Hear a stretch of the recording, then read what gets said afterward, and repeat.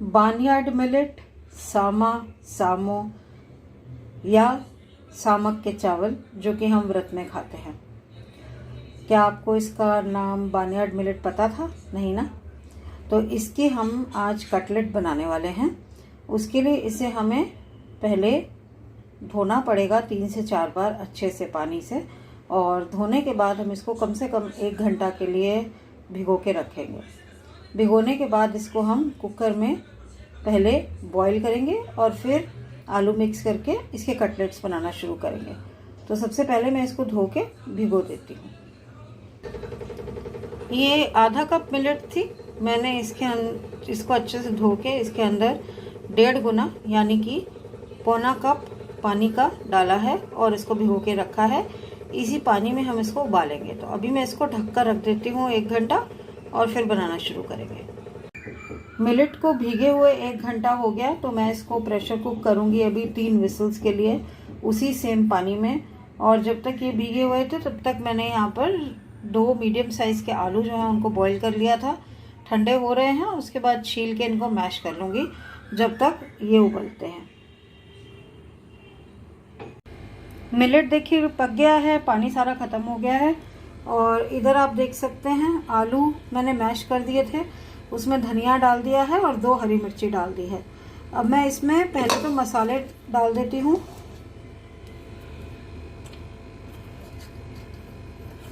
इसमें जाएगा स्वाद अनुसार नमक। इनफैक्ट ये अभी इसी में ही मिक्स होगा, पर चावल को पहले थोड़ा सा फ्लफ अप करना पड़ेगा। सूखा धनिया 1 चम्मच,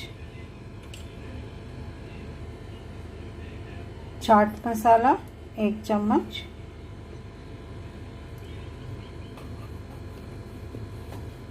जीरा पाउडर आधा चम्मच,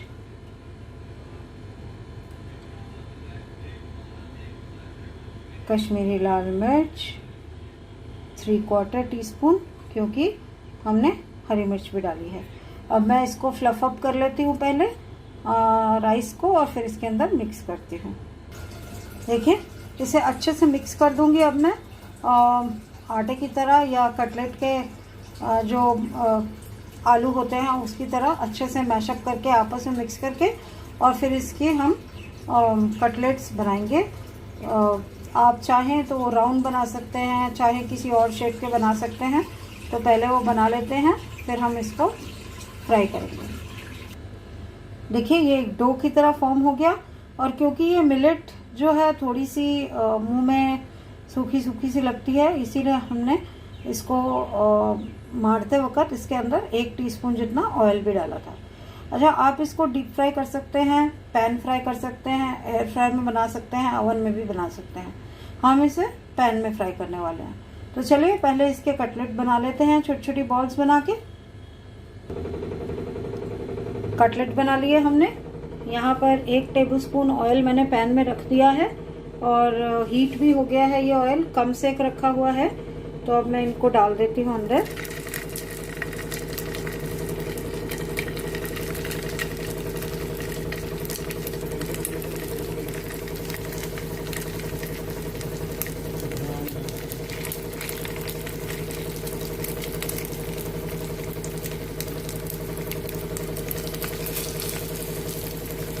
अब हमें इसको तब तक पलटते पलटते हुए पकाना है जब तक दोनों तरफ से क्रिस्पी ब्राउन नहीं हो जाएंगे।